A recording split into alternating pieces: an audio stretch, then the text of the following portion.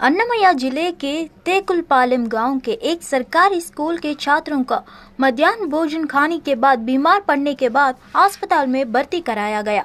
छात्रों को आरोप है कि उनकी बीमारी का कारण चावल पकाने के दौरान भोजन में छिपकली का गिरना है। घटना की जानकारी मिलने पर अधिकारियों ने प्रभावित बच्चों को अस्पताल में भर्ती कराया। अस्पताल पहुंचने पर राजस्व प्रभाग अधिकारी मुरली ने आश्वस्त किया कि स्थिति में गंभीर नहीं है। छात्रों में उल्टी की कोई रिपोर्ट नहीं है। उन्होंने पुष्टि की कि सभी बच्चे ठीक हो रहे हैं और पूरी तरह स्वस्थ होने के बाद उन्हें उनके घरों को छुट्टी दे दी जाएगी। स्कूल के हेडमास्टर ने दावा किया कि खाना पकाने के लिए इस्तेमाल किया गए बर्तनों में छिपकली का कोई सबूत नहीं मिला।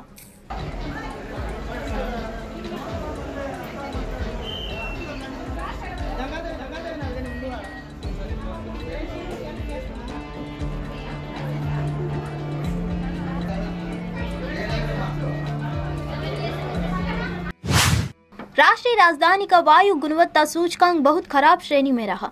धुंध की एक परत ने राष्ट्रीय राजधानी को ढक लिया, जिससे लोगों के लिए सांस लेना मुश्किल हो गया। System of air quality and weather forecasting and research India के अनुसार राष्ट्रीय राजधानी का समग्र AQI 373 दर्ज किया गया है।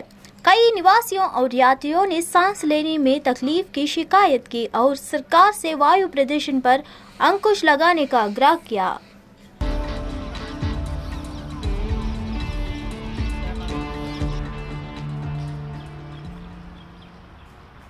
For an athlete like us, it's like every year it's the same situation, living in Delhi NCR and the pollution. Being an athlete, for me, it's our racing season. We train whole year, and in this time if we stop our training, it will hamper our performance during races. And in Delhi NCR or northern India, this is our racing time.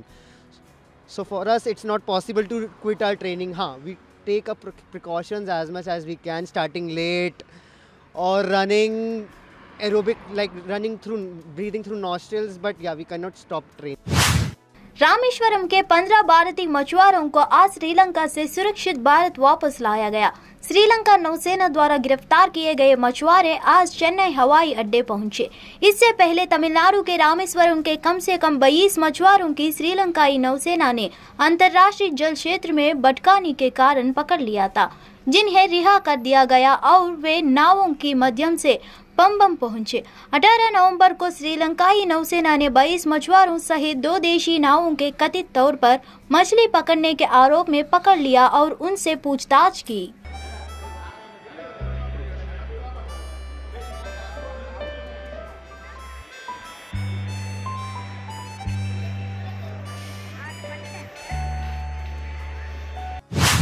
Uttar Pradesh के मुख्यमंत्री योगी आदित्यनाथ ने लखनऊ स्थित अपने सरकारी आवास पर भारत में Belgium के राजदूत DDR वेंडर हसेल्ट ने शिष्टाचार भेंट की।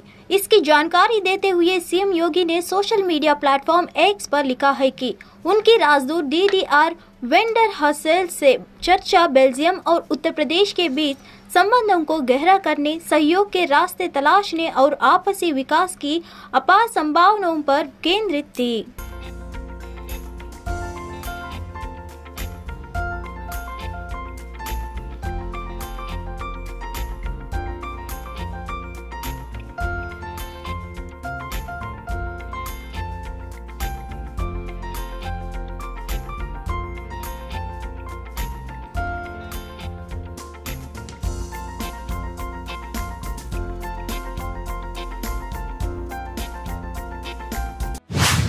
तेलंगाना में 30 नवंबर को आगामी विधानसभा चुनाव को लेकर मतदान होना है।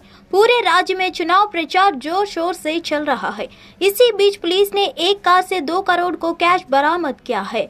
हयातनगर पुलिस और अब्दुल्लापुर में पुलिस ने एक संयुक्त अभियान में तेलंगाना के रंगारेड्डी में 2 करोड़ की बेहिसाब नकदी जब्त की है और इसी के साथ 5 लोगों के गिरफ्तार भी किया गया है। चुनाव से पहले जनता को लुभाने के लिए कैश का इस्तेमाल किया जाता है। ये गुप्त विश्वसनीय सूचना मिलने के बाद पुलिस ने रंगारेड्डी के पेदा अंबरपेट में 2 कारों को रोका और उसमें से 2 करोड़ रुपए नकद मिले। मिली रकम को तुरंत ही मौके से जब्त कर लिया गया है।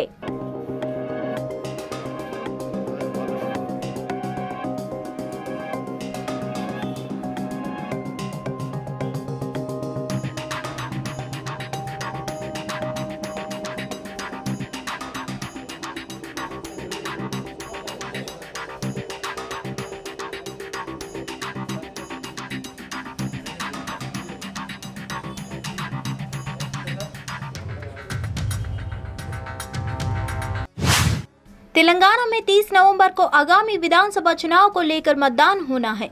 पूरे राज्य में चुनाव प्रचार जोर शोर से चल रहा है। इसी बीच पुलिस ने एक कार से 2 करोड़ को कैश बरामद किया है। हयातनगर पुलिस और अब्दुल्लापुर में पुलिस ने एक संयुक्त अभियान में तेलंगाना के रंगारेड्डी में 2 करोड़ की बेहिसाब नकदी जब्त की है और इसी के साथ 5 लोगों के गिरफ्तार भी किया गया है। चुनाव से पहले जनता को लुभाने के लिए कैश का इस्तेमाल किया जाता है। ये गुप्त विश्वसनीय सूचना मिलने के बाद पुलिस ने रंगारेड्डी के पेद्दा अंबरपेट में 2 कारों को रोका और उसमें से 2 करोड़ रुपए नकल मिले। मिली रकम को तुरंत ही मौके से जब्त कर लिया गया है। बिल्कुल एक फर्जी वेब है।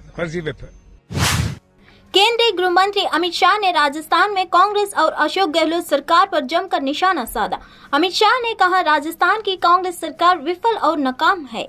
मैं विश्वास के साथ कर रहा हूं कि राजस्थान में अगली सरकार बीजेपी की बननी तय है। अमित शाह ने कहा कि लाल डेयरी राजस्थान में भ्रष्टाचार का प्रतीक बन गई है। सभी लोग राजस्थान सरकार से परेशान हैं। पेपर लीक माफिया यहां सक्रिय है। कांग्रेस के 5 साल के कार्यकाल में गबन के कई सारे मामले सामने आ चुके हैं। गहलोत की खुद की गारंटी नहीं है, वह दूसरों की क्या गारंटी देंगे। अशोक गहलोत का एक ही एजेंडा है और वो है वैभव गहलोत को सीएम बनाना। केंद्र में आपकी सरकार थी 10 साल तक, 2004 से 14। तब आपने राजस्थान के लिए क्या किया,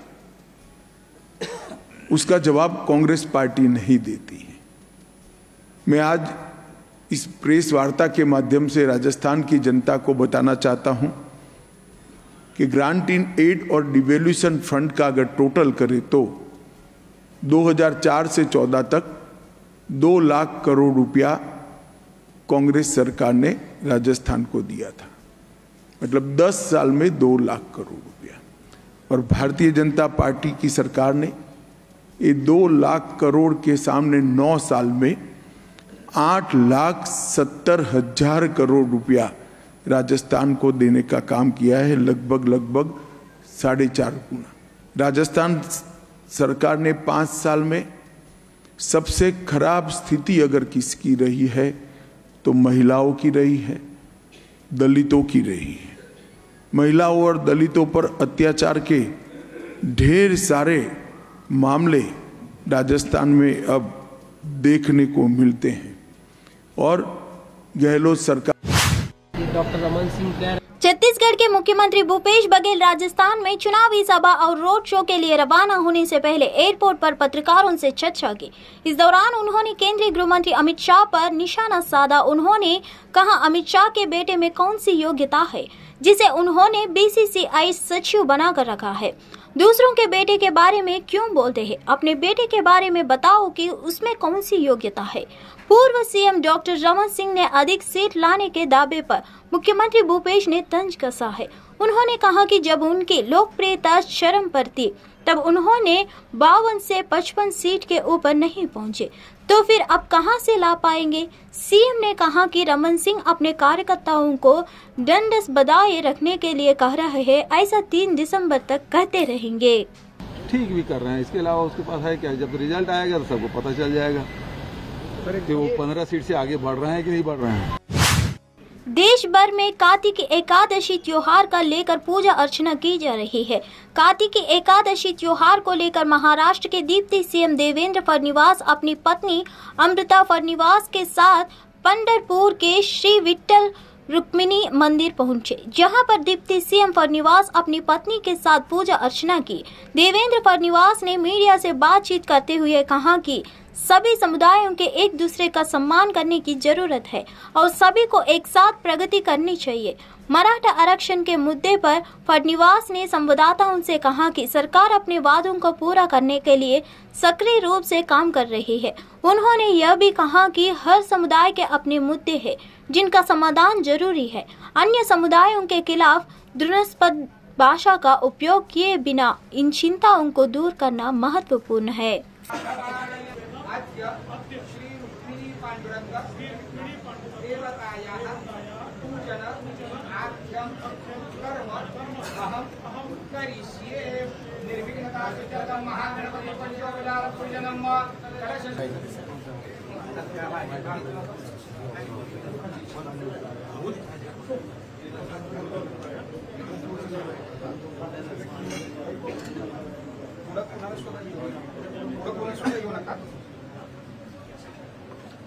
सगळेजण बाजूला सरका. थोडा आतमध्ये सरका.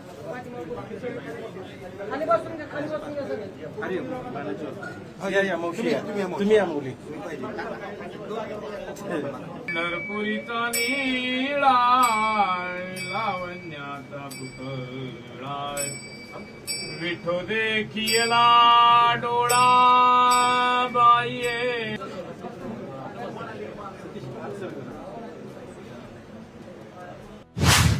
उत्तरकाशी टनल हादसे में जारी रेस्क्यू ऑपरेशन अब अपने आखिरी पड़ाव है।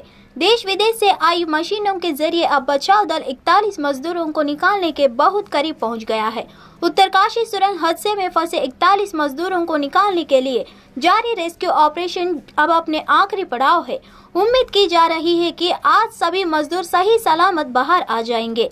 सिलक्यारा सुरंग में फंसे श्रमिकों को बाहर आने के बाद उनकी देखभाल हेतु बुधवार को चिन्याली सौड़ में सामुदायिक स्वास्थ्य केंद्र में 41 बिस्तरों का एक अस्पताल तैयार कर लिया गया है। बाहर निकालने के बाद तुरंत ही सभी मजदूरों को सीधे चिन्याली सौड़ ले जाएंगे, जिसकी तैयारी की जा रही है। एनडीआरएफ ने भी बचाव की बेफिक्र शुरू कर दी है। टनल में फंसे 41 मजदूरों को एनडीआरएफ का जवान ही टनल से बाहर निकालेंगे। टनल के बाहर प्राथमिक उपचार की भी तैयार तेज कर दी गई है। टनल के बाहर अस्थायी अस्पताल में 8 बेड लगाए गए हैं। पुलिस एस्कॉर्ट के साथ ही ले जाएंगे, तो सभी को ये निर्देश है कि पूरी मुस्तैदी से काम करना है और एक मिनट इम्पोर्टेंट है उनकी, जो लोग फंसे हुए हैं, और उनको बेस्ट पॉसिबल ट्रीटमेंट जो होगा वो हम सब हर जगह दिलवाएंगे। कॉरिडोर के जरिए कहाँ तक ले जाना है? देखिए अभी ये मुझे चिन्याली सौड़ तक ले जाएंगे जहाँ तक है लगता है हमको। तो कितने बेड का आपने अस्पताल तैयार करवा रखा है? देखिए इस बारे में डीएम साहब ज्यादा बता पाएंगे आपको कि कितने बेड हैं, बट उसमें बेस्ट पॉसिबल फैसिलिटीज हैं और जितने ट्रैप्ड हैं उन सबके लिए प्रॉपर फैसिलिटीज हैं। पहले सबको चिन्याला सौड़ लेकर जाया जाएगा जी, उसके बाद जरूरत हुई तो आगे ऋषिकेश ले जाया जाएगा जी। अभी खुद यहाँ आप मौजूद हैं, क्या सूबे के मुख्यमंत्री आने वाले हैं? जी हाँ, अभी कुछ वीआईपी मूवमेंट्स की उम्मीद है। जनरल वीके सिंह साहब भी आ रहे हैं, मॉर्थ के सेक्रेटरी भी आ रहे हैं,